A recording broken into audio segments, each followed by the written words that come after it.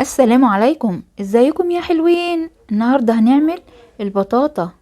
البطاطا مفيدة ومغذية في الايام البرد دي. احنا الاول هنغسلها، هننقعها في المية ربع ساعة ونغسلها. انا بغسلها بالفرشة دي. الفرشة دي عاملاها مخصصاها للبطاطا وللبطاطس. انا غسلتها بالشكل ده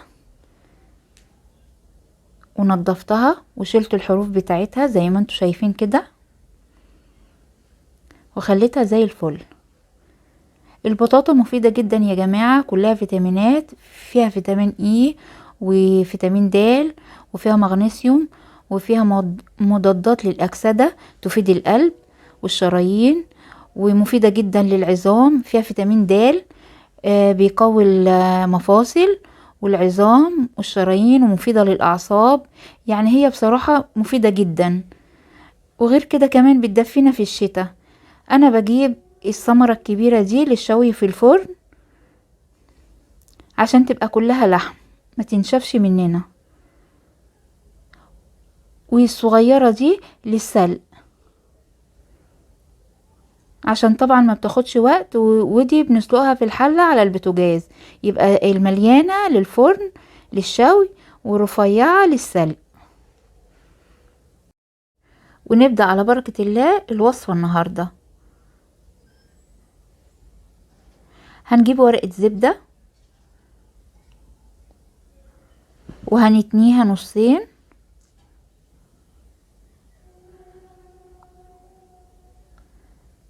وكمان نصين بالشكل اللي انتوا شايفينه ده، لغاية ما تكون معايا مثلث صغير.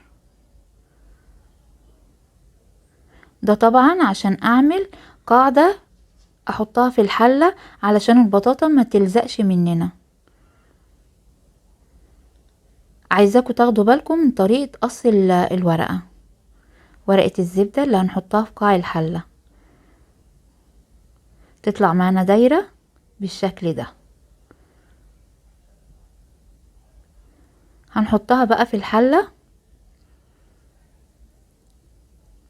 زي ما انتوا شايفين، ونرص البطاطا بتاعتنا.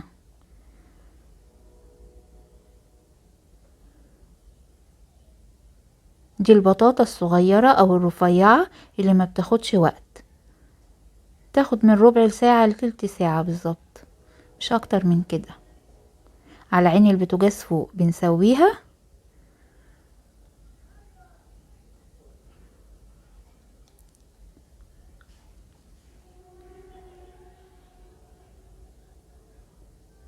انا بوريكم ان ورقة الزبدة محطوطة علشان البطاطا بتاعتنا ما تشطش وتلزق في قاع الحلة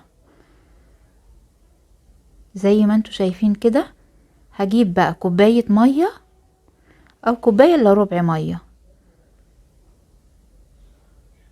ما بنزودش عن كده، من نص كوباية لكوباية الا ربع مية، ونحط معلقتين سكر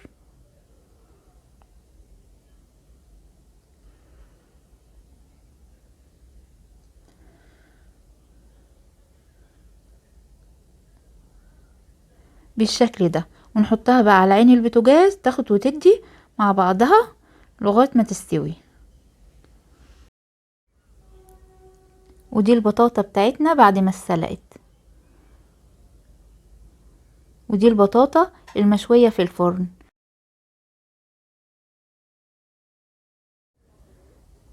دي البطاطا المسلوقة اللي احنا متعودين نعملها،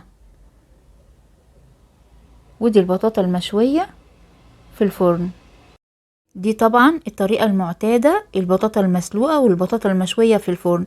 النهاردة انا جاية لكم باختراع البطاطا المشوية بالايس كريم وصوص الكراميل زي افخم المطاعم.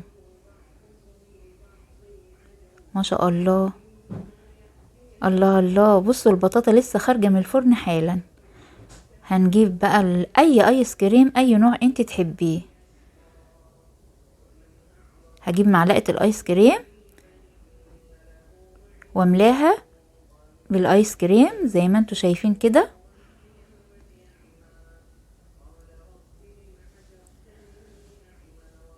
وهننزل على البطاطا وهي سخنة ساقع بقى مع سخن، ما اقولكوش على الطعم والجمال.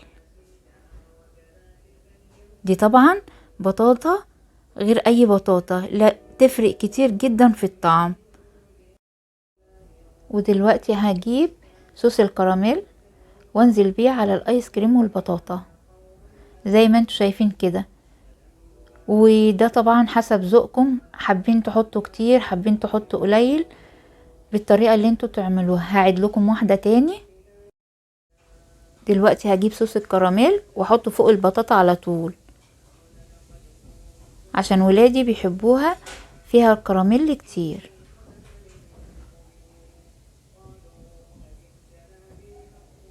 بالشكل ده. انتوا بقى وراحتكم، عايزين تكتروا من الايس كريم او صوص الكراميل براحتكم وعلى ذوقكم.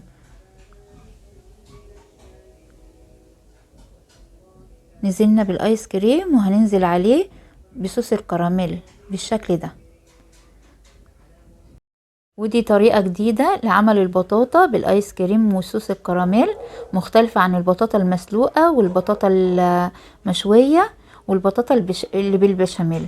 دي طبعا ترند جديد، وافخم المطاعم دلوقتي والمحلات الحلويات بينزلوها وباسعار عالية. دي البطاطا المسلوقة العادية اللي احنا كلنا متعودين عليها وطرية. ودي البطاطا المشوية في الفرن بالايس كريم وكريم كراميل، حاجة كده مختلفة وحاجة لذاذة، ومش قادرة اوصف لكم الطعم. انتوا تجربوا بقى وتقولوا لي ايه رأيكم فيها. ويا رب الوصفة النهاردة تعجبكم، وما تنسوش تعملوا لايك وسبسكرايب وتقولوا رأيكم في التعليقات. وبألف هنا على قلوبكم حبايبي.